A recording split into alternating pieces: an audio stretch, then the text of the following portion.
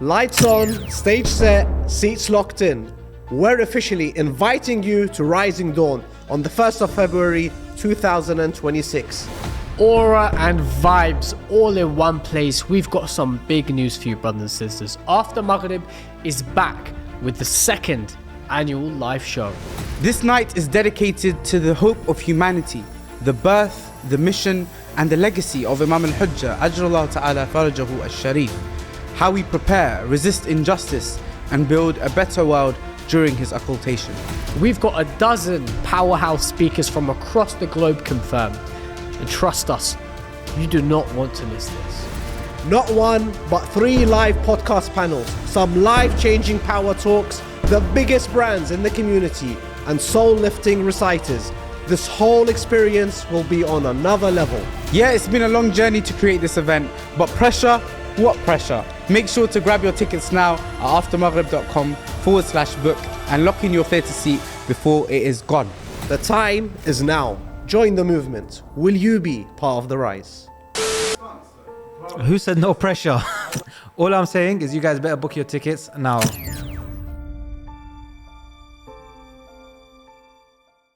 Assalamu alaikum wa rahmatullahi wa barakatuh. Welcome back to After Maghrib. It is a special episode today because it is episode 150. Let's have a loud salawat. Ala Muhammad wa ala Muhammad. Allahumma salli ala Muhammad wa ala Muhammad. It's an incredible milestone, so thank you to you all for allowing us to get to this stage. We still have a long way to go.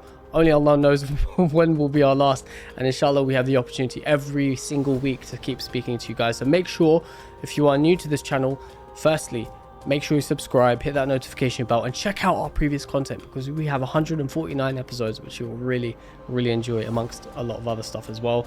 But today we're going to be talking about something which is really important, and that is talking about how to live a halal lifestyle, an Islamic lifestyle in a world which normalizes, and not just normalizes, but endorses and accepts hypersexualization in society.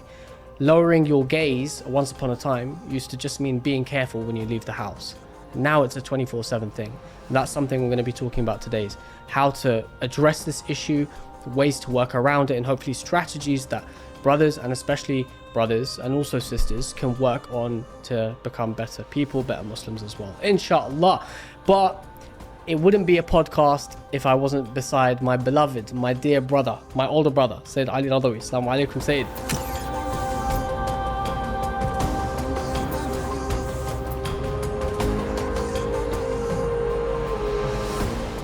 Alaikum assalam wa rahmatullah. Yes, that handshake. How you doing, bro? Habibi, alhamdulillah, how you keeping? I'm good. Feels nice to sit with you and reconnect after a long time. As always. I mean, last week we had Muhammad here, but Muhammad Ali, and he done episode 149, huh? And you mentioned we're at episode 150. Imagine, what do you think the odds are? Inshallah, who knows? Episode 313. What do you think will happen? Inshallah. Allah. Hopefully before that. Yeah. You never know. Yeah, inshallah.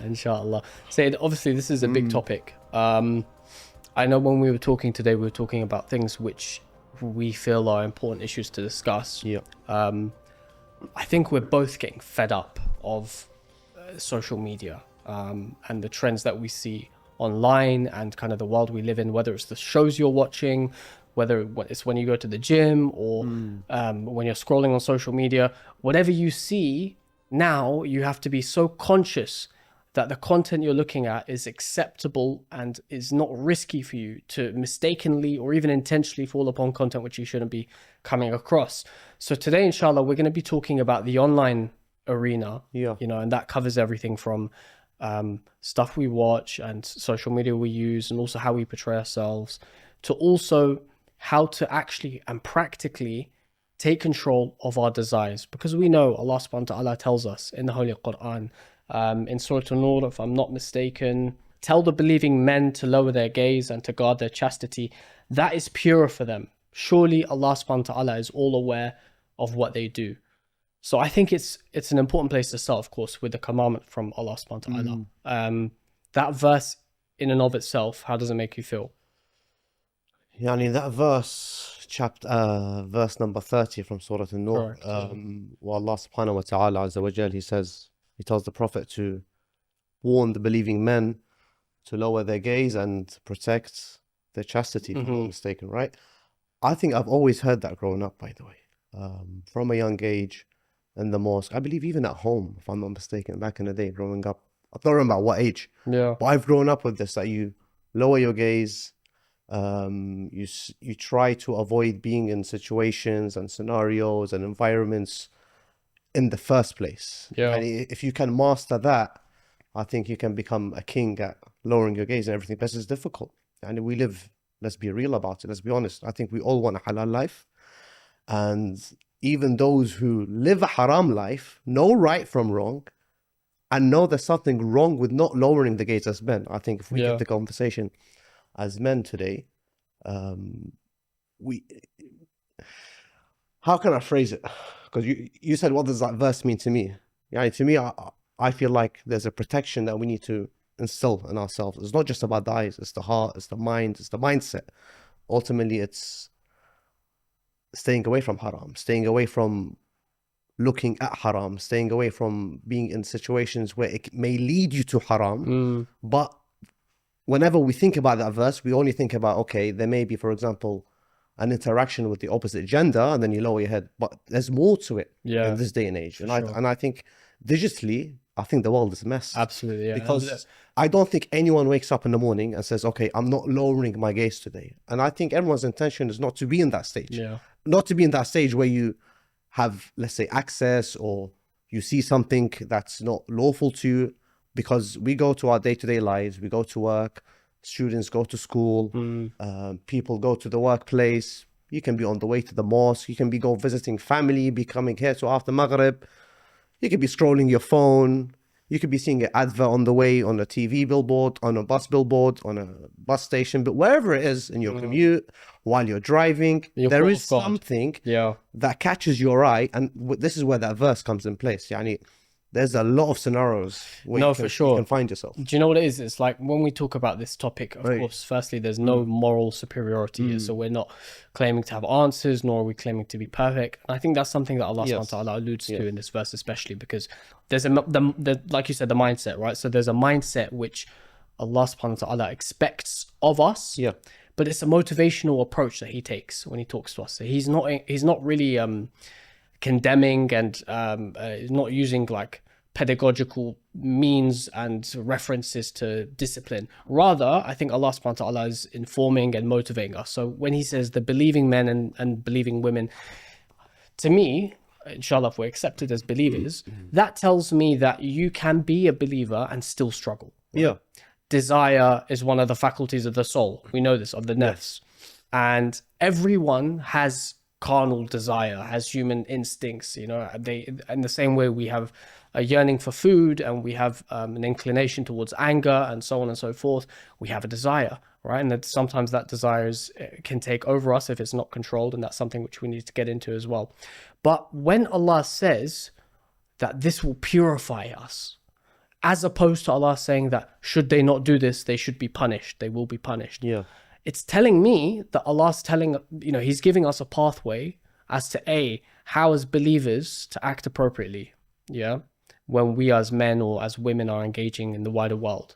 So he's giving us kind of a guide. Then he's telling us why we should do it in terms of the purification. And then finally, he's giving us an understanding as to his role in it. Allah is aware of all things we do. And that is, it's a quite neutral statement. Of course, it reaffirms Allah's authority, subhanahu wa ta'ala, his ultimate knowledge and his oversight on all things, what we think, what we see, what we do, what we hear and say. But ultimately, it's also quite a neutral verse. So Allah is not telling us, if you mess up, I'm watching you. And he's not saying you should do this and I'll reward you because I'm watching. He's giving you a very neutral grounding, so that if you're thinking about the wrong thing, or if you're thinking about doing the right thing, Allah's saying, I see what you do. I see your jihad, your struggle. And that's something which lifts me up. But look, let's talk about the wider scene, okay? As I said, it's difficult. You can't really escape it. It's unfortunately a 24/7 thing at the moment. But there's definitely a shared struggle with this as well. You can't, because we're living in a hyper-sexualized world, if we're honest, right? And sometimes we may be in situations that we don't choose to be. And I think even if we go back to looking at the history, then we learn from the Quran, What happened to, for example, Prophet Yusuf alayhi salam? Yeah. Did he choose to be in such situations with Zulaykha?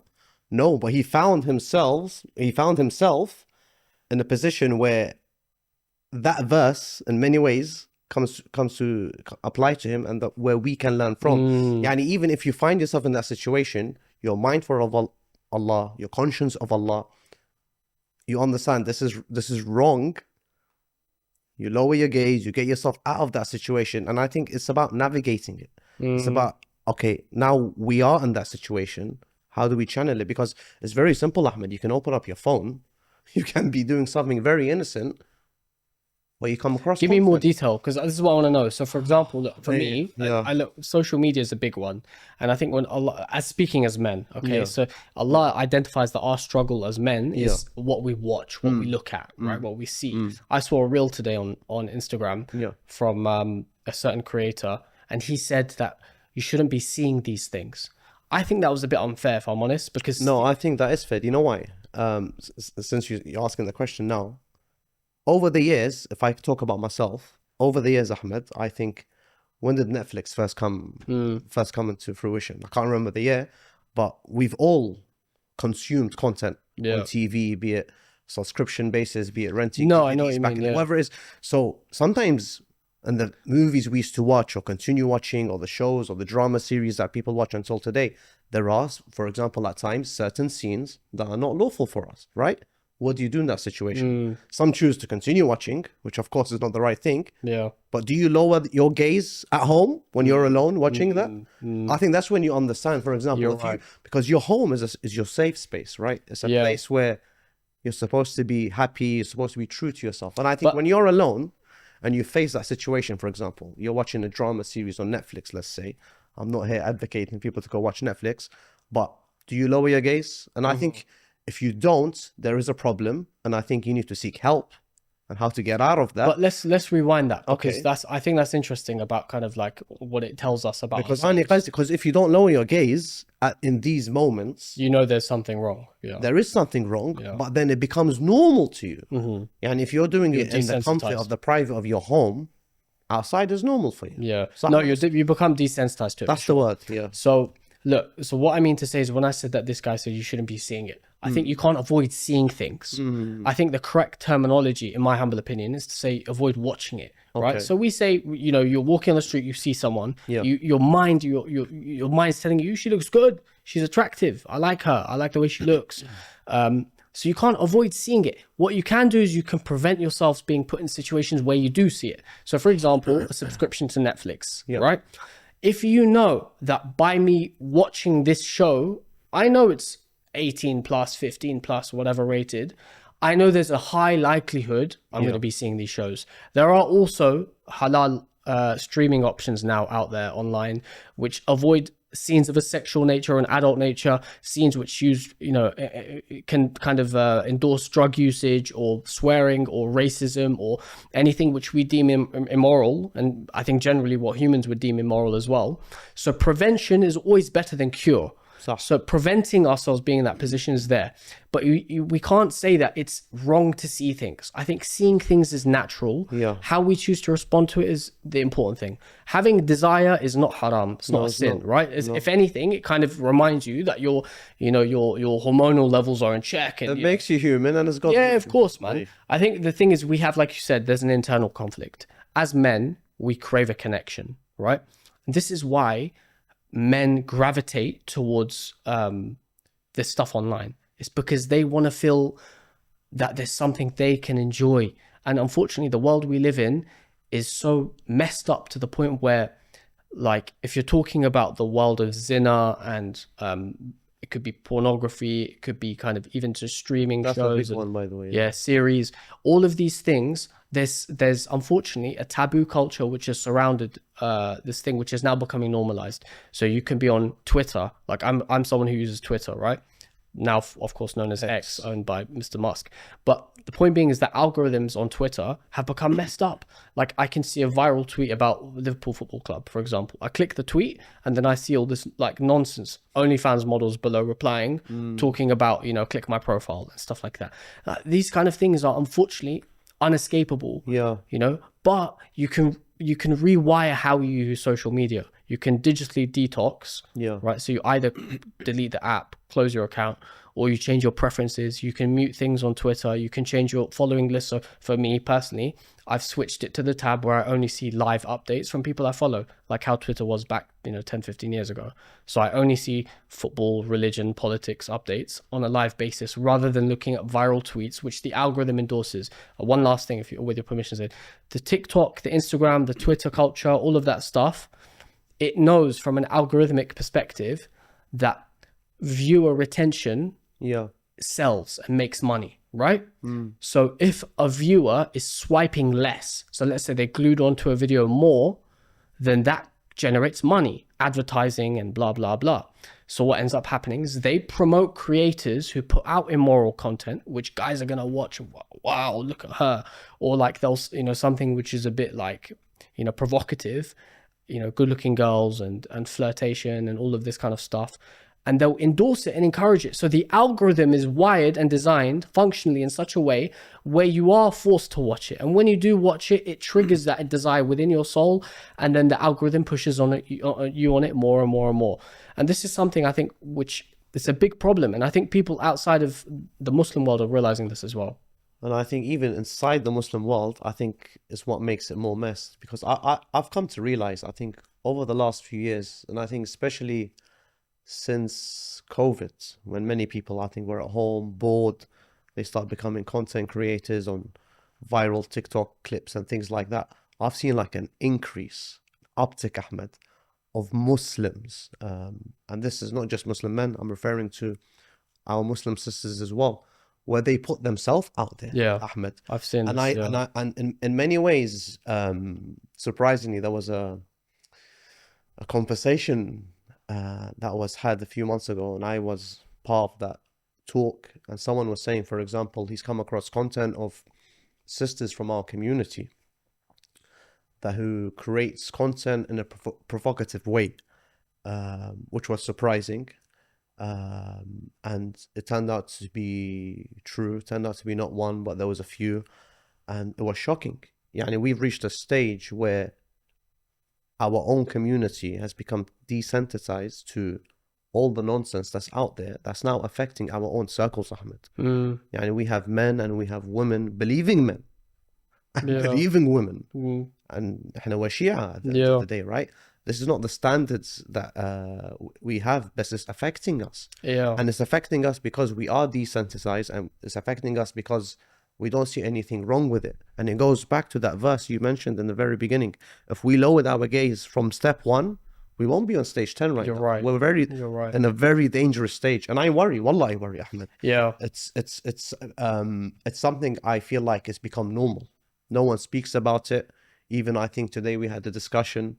I tried to reference it in a group chat, and people were like, no, we shouldn't even speak about this. The Shia. I'm like, no, we have to talk about this.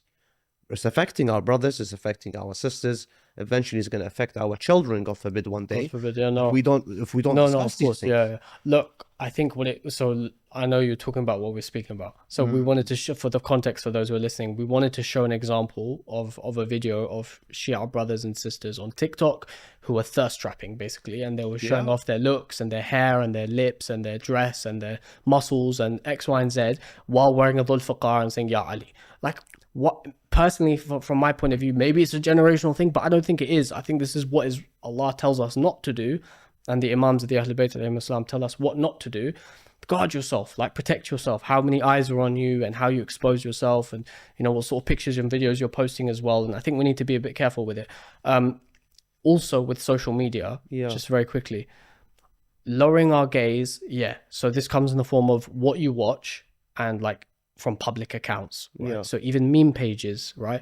Innocent memes. I told you when we were walking into the studio, I told you I saw a meme yesterday on Instagram, which is like when you're a Sunni guy with a Shia girlfriend in Shahr Ramadan and how heartbroken you are because you have to break iftar at different times. Come on, bruv. What is this?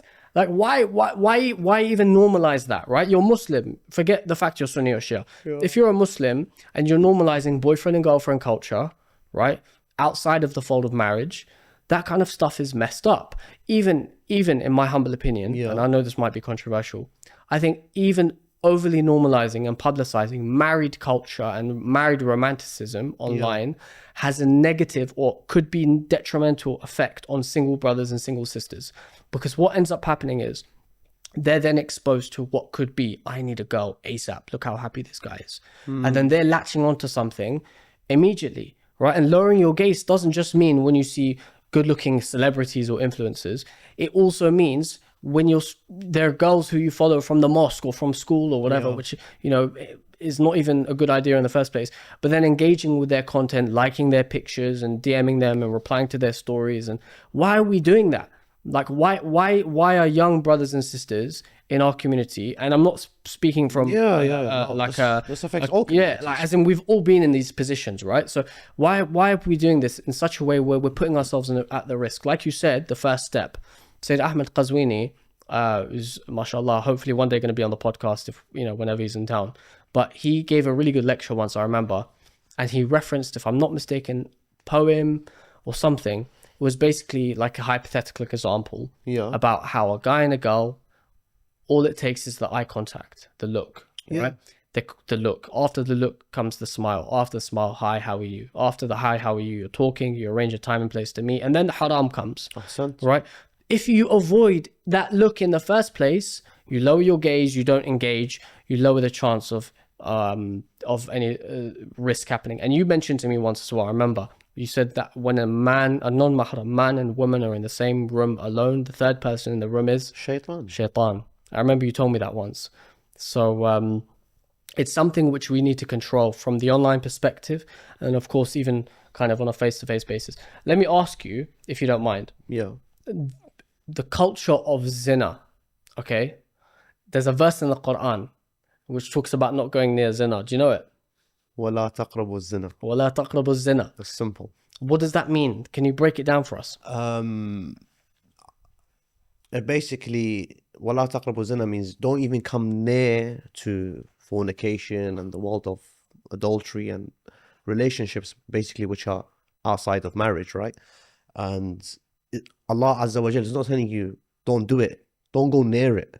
Yani don't take a step towards it. Far away from it. And to reach that stage, you don't just get there. It starts with, as you mentioned, what Sayyid Qazwini said, it starts with not lowering the gaze, and then it starts with the smile, then it starts with one day holding hands, and then, God forbid, this is how things happen. Yani Allah subhanahu wa ta'ala is warning us, again, just like he says, lower your gaze because I know what's best for you, right? Similar here. Do not even get close to that stage where you lead to doing certain acts which are not lawful to you. Yani there's a warning, it's a clear warning, and I think it applies everywhere. Digitally, physically, at work, at home. And I think something that affects, Ahmed, sorry, I know you want to say something. But there was a conversation I had, literally, Wallah al-Azim, 3 days ago. 3 days ago, Ahmed. Because it's past midnight, it's 3 days ago. After midnight. And someone was telling me about, and this is a real life case, yani.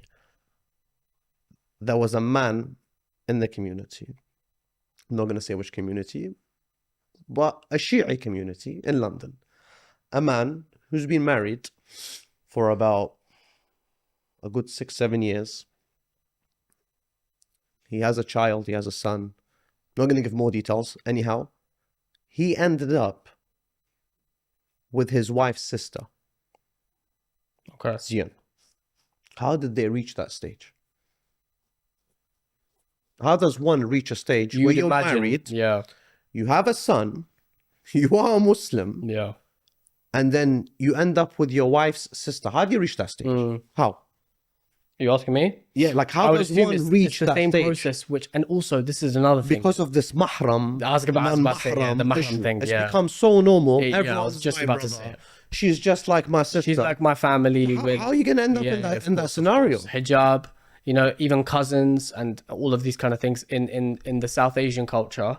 And if you look at these cases, Ahmed, 99.9% reoccurring, and I mean that, is because of this mahram, non-mahram mixing. Yeah. If we avoid all of this, we avoid half the problems. If we lower our gaze, we avoid the other half of the problems. In a lot of cultures, Said, it's like brother-in-laws, sister-in-laws, oh, it's fine, you know, like she's 15 years younger than me or 10 years younger. Yeah. She doesn't need to wear hijab around Yeah. me. Or my cousin or my wife's family or my husband's family or my second, third cousins. Are they like, we grew up together. My point is we put ourselves That's what in I'm these saying. So situations. these kind of things are like harmful and risky as heck. You know what I mean? And look, so with that, I know that was an extreme example. no, I know, yeah. But this is where we can end up. So when you have when the Allah case, tells right? you, "Allah taqrabu zina," how do you expect you get? But look, if we're talking, so look, let's kind of pivot a bit because we're talking a lot about like the kind of status we're in and the issues we face as a community. But when it comes to, for example, those who actually want to get married, right? So we have the halal dating apps, quote unquote. For example, which even then, to be really honest with them, a lot of them are really messed up, like the advertising, and they even, some of them, without naming names, they pander to that world of fornication and dating and normalizing dating culture. Swipe left. Swiping, objectification of the opposite gender. You know, you're pigeonholing and categorizing the opposite gender based on pictures of them, presumably pictures of them which they'd want to look really good in. So wearing good clothes with a fresh haircut and their muscles out, or wearing a lot of makeup and lipstick and a certain hijab and so on and so forth, if they are wearing hijab. And that's the other thing as well. So you get to a stage where you have brothers, and look, from my personal experience, I've never used or been on a dating app. Okay, so I don't know. Alhamdulillah, I got married at a younger age, but I have friends, for example, who are amazing mu'min brothers who are at an age now where they've been looking to get married for several years. I'm not even talking about 1 or 2 years. I'm talking about like 10 years, for example. And they've had no luck. They live in a community where they've spoken you know, they've looked at the potential of any girl around them. They can't find someone. They use a halal dating app, and they'll speak to girls on there. It's, in your mind, do you think there is a risk or an issue when it comes to the dating app culture, and whether lowering the gaze is something which is a bit of an issue there, or not really? Yani when we say the culture of dating and dating apps, dating is, and by the way, we've had, I think, a good episode on this back in season 4 or 3, if I'm not mistaken, where we spent an entire hour talking about halal dating. So I do advise people to go to that episode and tune back in.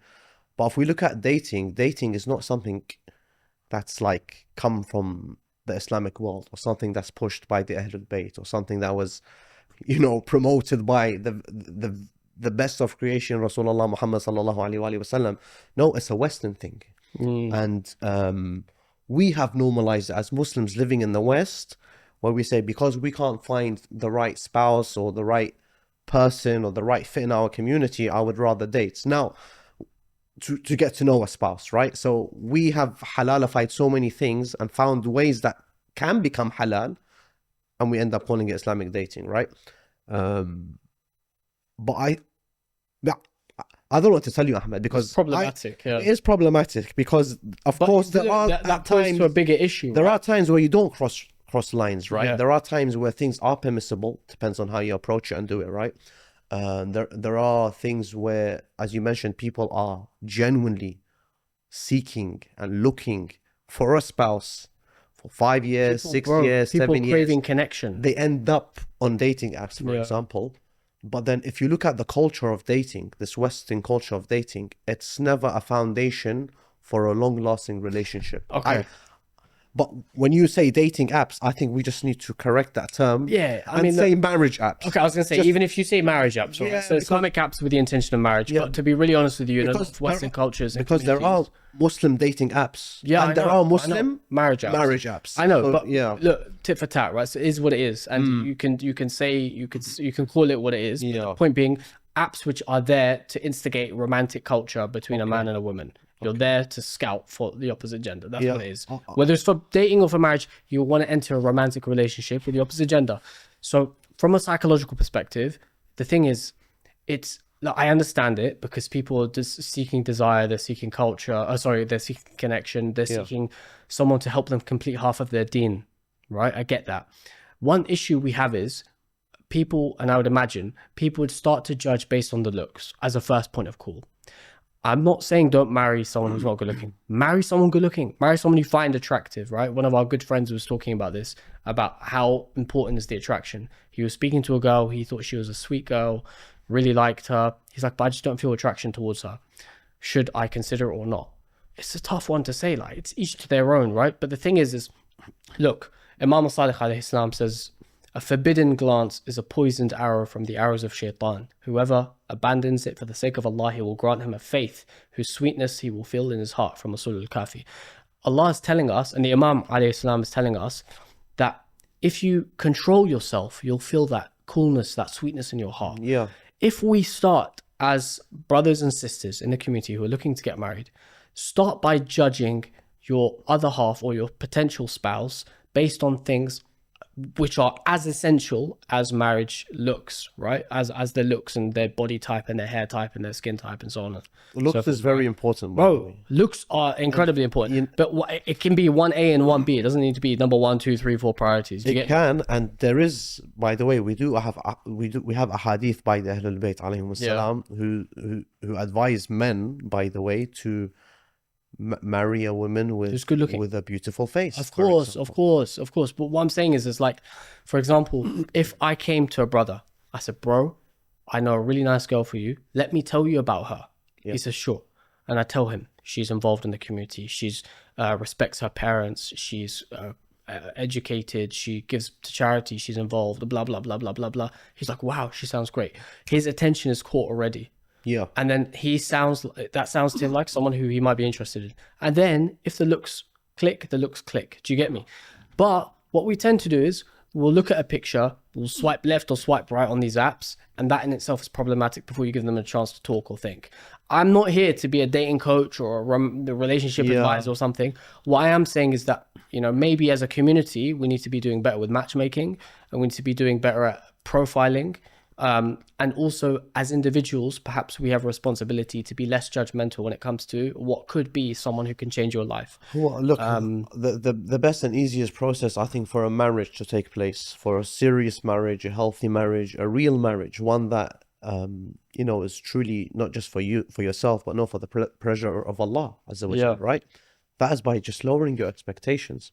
And for example, if someone has beauty as the cornerstone of his life partner that he wants, right?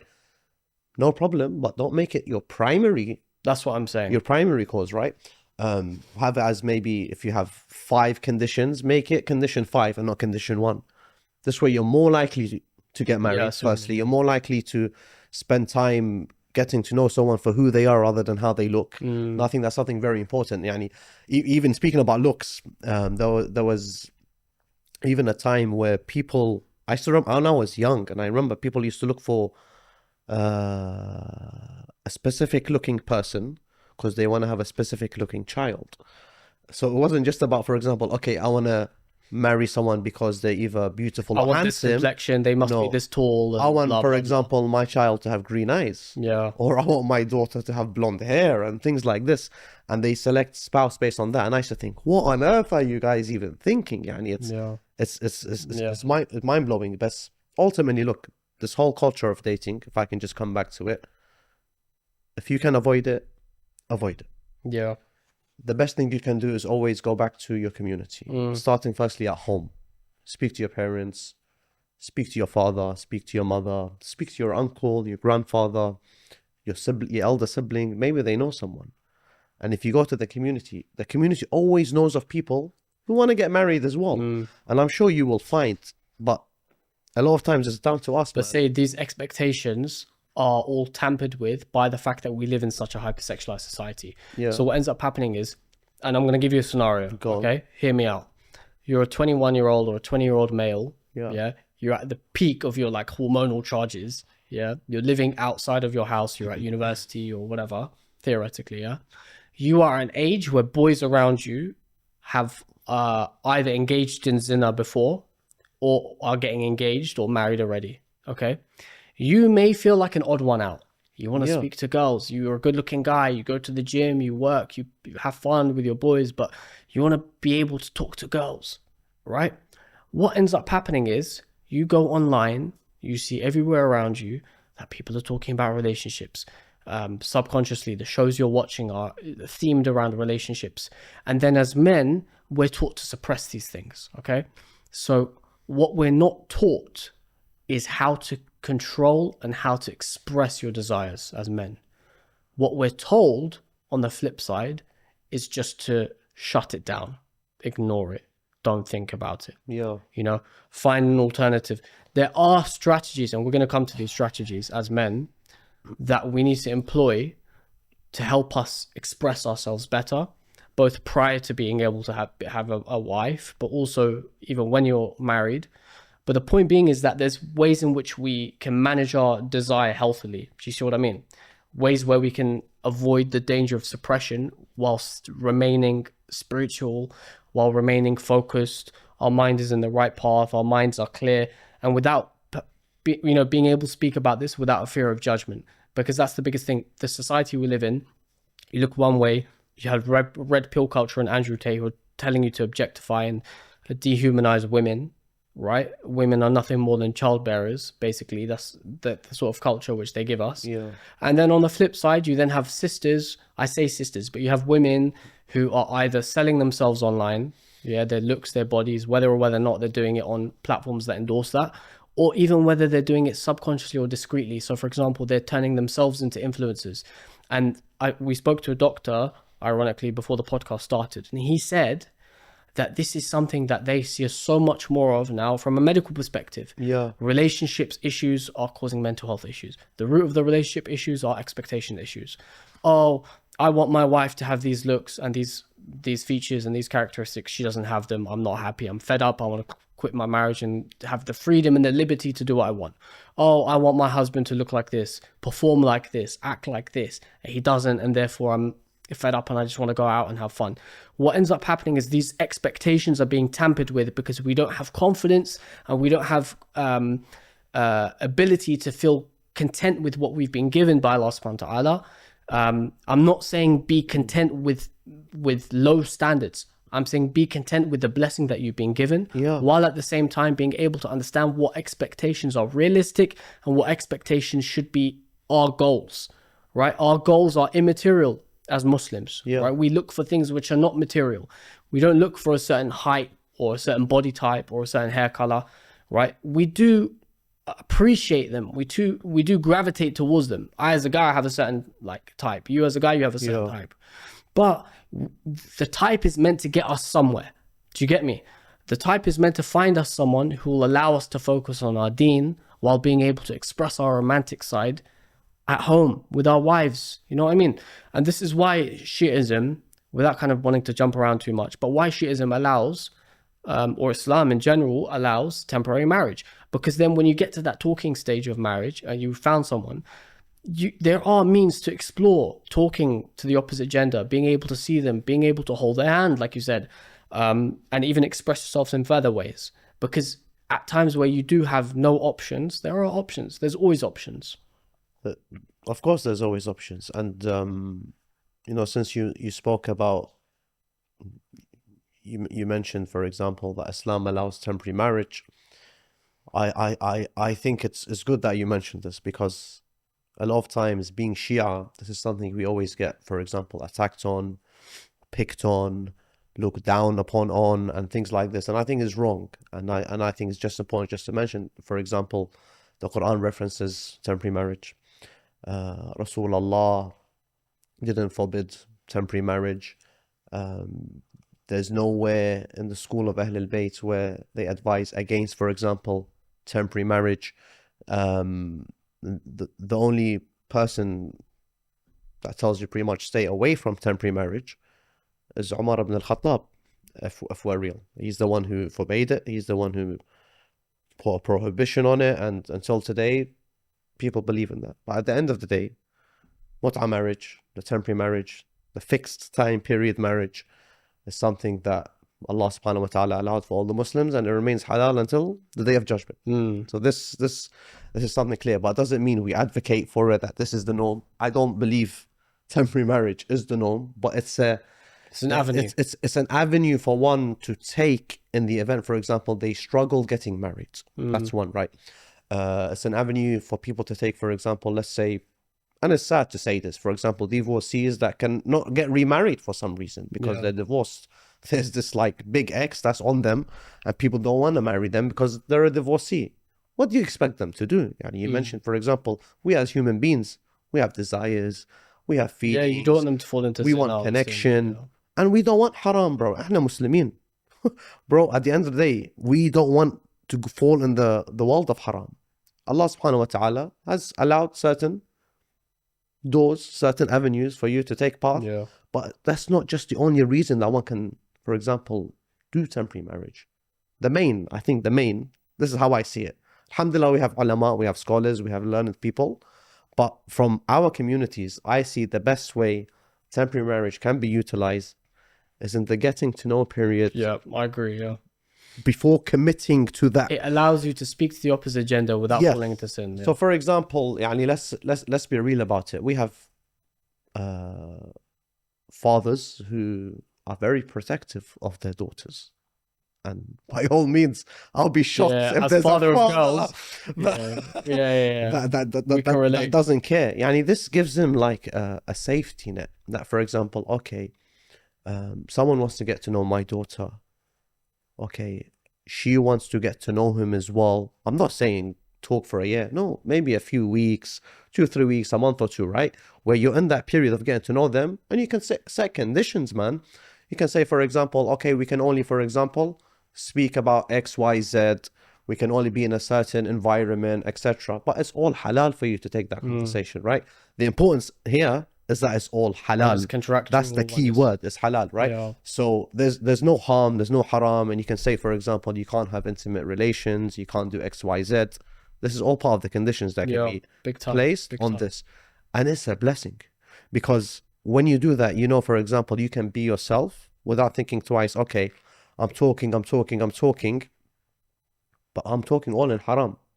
Think about it. Yeah. Think about it. A lot of the times, because if we go back, let's say 20 years ago, it's not where we are today. 20 years ago, if we were to speak with the opposite gender, it was so rare that you'd only, for example, it was so rare. What would you send an email? How would you communicate? No, genuinely, you'd send 3 emails, 4 emails a day. Maybe you pick up the phone and call them. So for example, you'd go with your family as an example, and you'd go to to the family house, and you'll meet with the family. You see the person, you speak in the same room, and maybe a month later you'll go back. But we live in a day and age now where between that meeting and the second meeting with the family, there's a 4-week gap. If you're talking every single day, different, it's complete, everything changes. That's not halal. We live in a world of Snapchat streaks. So everyone's trying to, do you know what I mean? So this is why I say, for example, this is where you can use temporary marriage, and I think I agree. It works wonders. There are also, and to kind of come towards the end of this, I think, and look, this is a huge realm of conversation we've opened up, and make sure you subscribe, because we're going to be talking about these kind of things here and there. But there's a few things to kind of reflect on. Go on. Firstly, when it comes to understanding the hypersexualized world we live in, I think the first thing for us to realize is that we're all vulnerable to a degree, okay? And we need to understand what works for us, what fails for us, and kind of what struggles we have. All of that comes back to knowing ourselves. Right, so knowing what triggers I have as a man, for example. Is there a certain environment where when I'm in that environment, I'm more likely to not lower my gaze, for example. So it might be at the gym, or it might be at work if I think there's a girl who's good looking, or it might be my university place or wherever. That's the first thing. So being conscious of where these things happen. When it comes to the social media world, curate your social media according to what you think works best for you. So delete apps. Unfollow accounts, block accounts if you think that they're coming up and you know that that's causing harm to how your soul feels about it. Using screen time restrictors on your apps, being more conscious about your algorithm. On social media now, there's, with all of these posts, there's an option to click the 3 dots and you click not interested. And it says, thanks, Instagram will refine your content around this or something. Nice. Did you know that? I didn't know, no. Yeah. Okay. It's really cool. So you can actually turn off, but it's interesting because sometimes I do it when I want to know news about this kind of topic, or I want to follow something football related or whatever. I will search intentionally about a football player or about a football team or something, because I want for the next like, let's say, I know this, I don't want to kind of go down the rabbit hole of football and sports, but like now we're in January transfer window, right? Yeah. So I want to know transfer rumors about my club. So I will search Liverpool transfer rumors for football. Yeah. And I know that then my algorithm's going to just be feeding me this stuff and I don't need to go out and looking for it. And then when it finishes and I'm bored and I'm done with it, I can just click not interested, 2 or 3 times, and then it turns it off. Do you know what I mean? The same thing applies with, you know, TikTok influencers and hijabi influencers and gym influencers, or even just people who we follow. There are other areas, for example, habits that you can do at home to keep yourself free. Now, this is something I want to ask you about. Okay. As a man, what habits can we do spiritually, physically, at home or whatever that keep us away from sin? As a man married or as a man? Both, not either. married? Okay.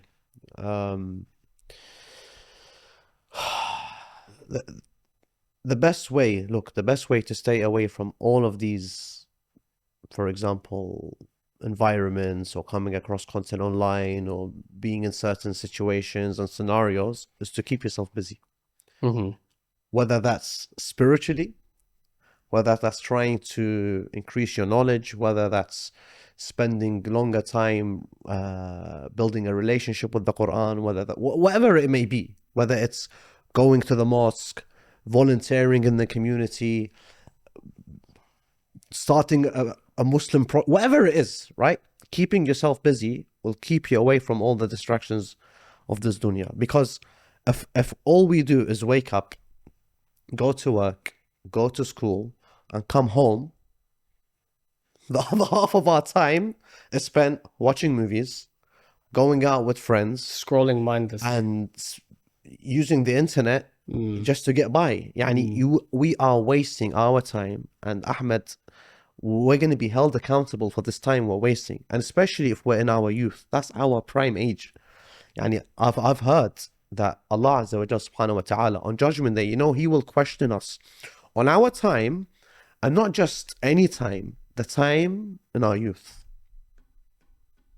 where we're at our prime, where we could have, for example, Change the world, literally. bring, I don't know, new findings in the world of medicine. So I'm saying things, right? I know what you mean. Yeah, my point is, this is the most critical time in our age, and this is the time where it shapes our future. It's the time where, for example, it allows us to understand what spouse we want, what home we want to build, how we want to raise our children. And if all we do is watch Netflix, if all we do is go, I don't know, mix around with friends who take us away from Jannah, you think we're going to end up in Jannah eventually? I don't think we will. Allah Arhamar Rahimin. At the end of the day, I agree. You could live a life of haram until 80 years old and you die at 81. Mu'min. But an hour before you die at 81, you seek sincere tawbah, Allah will forgive you. There's no doubt with that, right?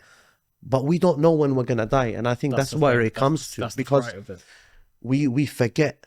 Wallah, Ahmed, we forget that the only guarantee in life is death. And when it comes knocking on our door, there's no going back. When the angel of death comes, that's it.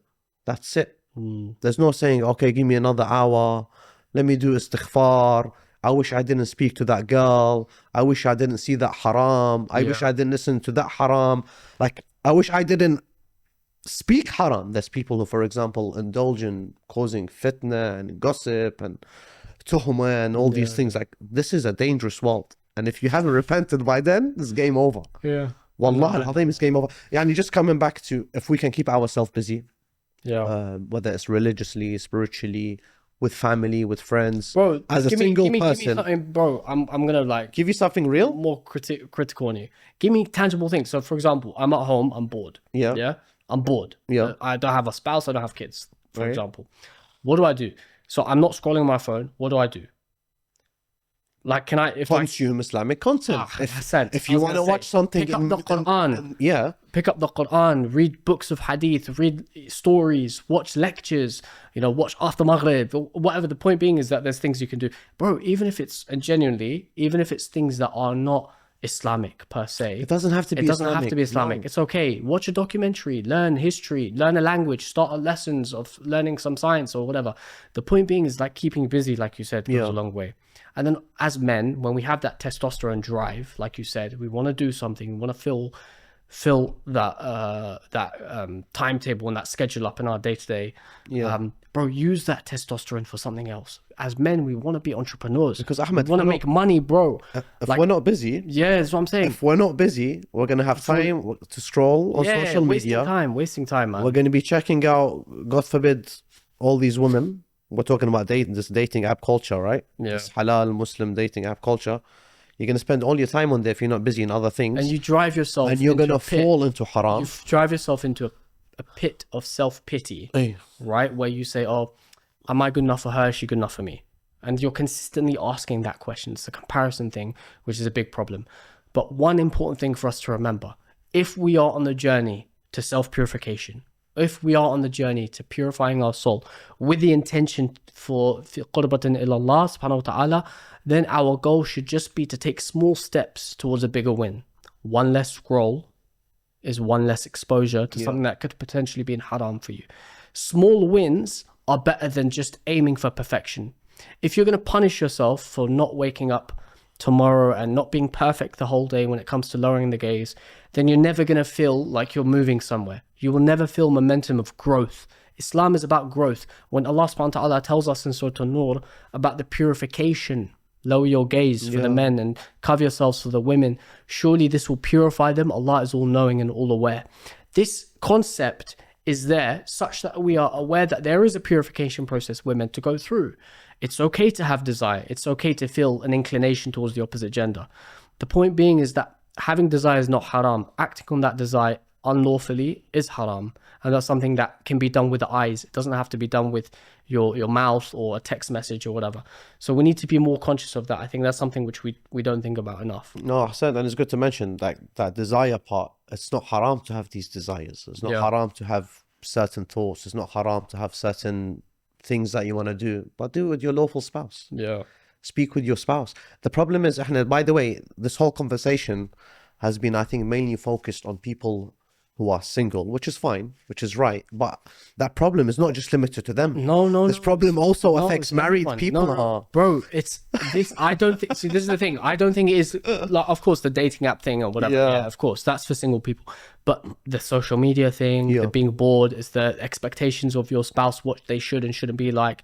The culture we live in, that's not limited to single, but that's for everyone, right? How to use your time wisely, right? How many stories do we hear about couples who lose the touch with each other, you know, literally speaking as well? Like they lose that spark, that romantic spark with each other. They don't hug, they don't kiss, they don't spend time together, they don't, you know, cuddle. These kind of things are so important. They don't show love. They don't show love. gratitude, Yeah, They they don't don't know help no one flowers another. for their wives, no nothing. You know, like, these kind of small things go a long way. And also, as men, I don't know about you, Said, but I'm a bit of a softie. So I'm that kind of guy, yeah, where I like to feel like, oh yeah, I made her smile today, I made my wife smile, you know, or vice versa. And also for me, acts of service, your love language is really important as well. So if you're a guy in a relationship and you don't feel loved, right, know what your love language is, and then your relationship should kind of be designed around that. Know yours and know your spouse's, right? So for some people, you know about the love languages? I've heard there's like 5. Yeah, I don't know them. Like, again, I'm not a coach or anything, but like there's the acts of service and words of affirmation and gifts and a few others. You say you don't know them. Physical touch, and there's one more, I think. The king of... Yeah, God knows. But no, what I'm saying is like, I know, for example, with my wife, I know my wife values acts of service, right? And that's something highly important for her, right? And I think for a lot of women. So for example, a guy does something without being told to do it, right? So they clean the, I don't know, the garage, or they wash the car, or this or that. I don't know, something without being prompted to do it. Yeah. Know your spouse, and that will build that connection with your spouse. Do you see what I mean? Yeah. And I speak to myself first and foremost, and obviously for all of us at home, that's... and I think just I think on the final point on married couples, shall we say, is that I think see your spouse as your life partner. The thing is, we may see them as just a wife, or we may just see them as the mother roommate of our children, Yeah. or someone who, I don't know, looks after the home and things like this. No, Have fun with them, man. Laugh with them, go out with them, spend quality time with them. Invest in it. Invest in them. Wallah, invest a lot of time with your wife. It goes a long way. And there's a lot of men out there who sadly don't care about their wife, and it's appalling. It's wrong. In many ways, at times, it's considered haram. Just be loving to them, man. There's a lot to talk about, yeah. Wallah. And half these problems go because there's a reason why I just said all of this, Ahmed, because many a times some couples, they drift away, and if they have access to the internet on their phone, and if one side is not showing love, or if one they'll side neglected, man. It's not they'll giving, look at someone else. Yeah, and the moment, and this is where shaitan becomes king in this situation. Let's say you are not spending quality time with your wife, or your wife's not spending quality time with you. I'm not talking to you directly, I'm speaking in general, right? And God forbid, they open up Instagram, for example. Guy DMs them. Someone likes their post. They have a public profile, let's say, yeah? And someone from the opposite gender likes their post. And then what happens? Who's that guy? Let me go click, see who he is. He liked my post. I like his post. What happens? Follow back, DM. Follow, DM, and then eventually you ruined your marriage. Yeah, and all of this came back to, for example, neglect. Like there's a lot of problems that happen to married couples, and it all comes to this whole how much time you spend with each other. Yeah, big time. And they are your sharikat al-hayat, we say in Arabic, your life partner, literally. So look, just to kind of wrap up, because I know we talked about a lot. I mean, I've held myself on speaking about so much of this. Yeah, I know. There's a lot. And look, there's different angles again, and I think we need to delve into this again. Yeah. It would be good to have someone who's an expert on this, either on marriage or on the psychology of men and women. But there's so many angles. There's the gender angles and the gender role angles. There's the like addictions angle. We've talked about this before, like the the Zina, the pornography angle. There's the social media angle. But the point being is ultimately, it's okay to feel like it's a struggle. Yeah. You know you're going to have a good day, you know you're going to have a bad day. The aim of the game is to try and have more good days than bad days. Yeah. And to make your good days better and your bad days less frequent. We are in the months of salvation, and we're in the months of spirituality. We're in the months of gaining proximity to Allah subhanahu wa ta'ala through the Quran and the Ahlul Bayt. Rajab, Sha'ban and Shahr Ramadan. What better time is there? Do you know what I mean?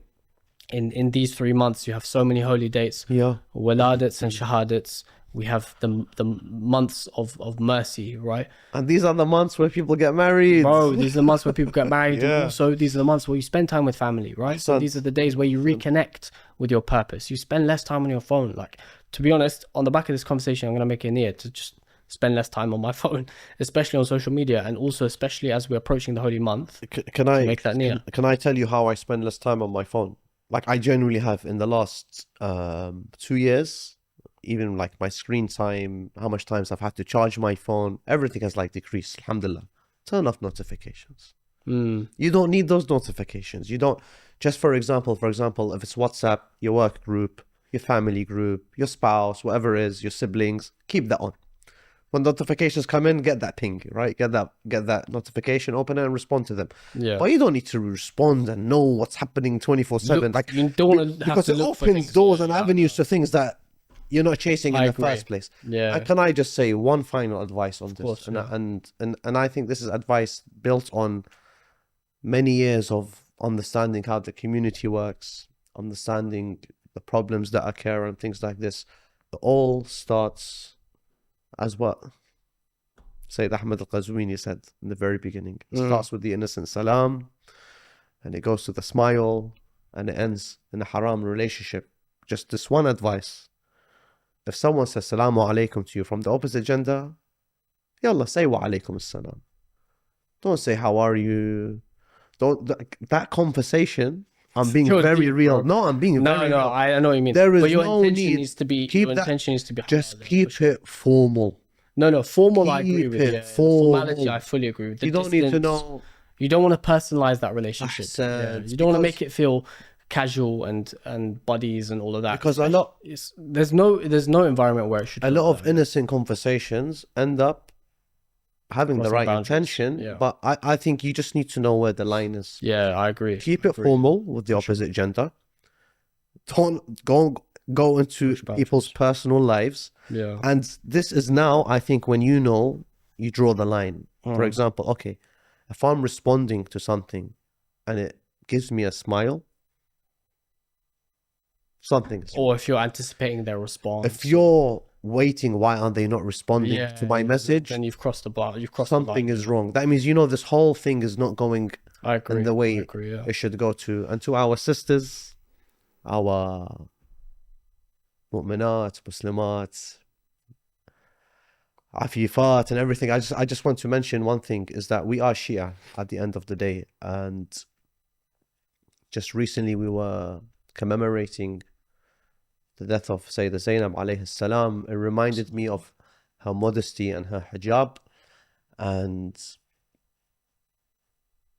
there was a time where after the martyrdom of her mother, Lady Fatima alayhi salam, where she would want to go to the grave of her mother, but she could never do it alone. She'd have, for example, her father Amir al-Mu'mineen walk in front of her. She'll have Abul Fadl al-Abbas walk to her left, Imam al-Hussein walk to her right, without any lamps, without any candles, so people don't see the shadow of Sayyidah Zainab alayhi salam. And if we are Shia and we look up to these holy personalities, there's always something that we can learn from them. There's a reason why we know of that story. It's for us a lesson to learn.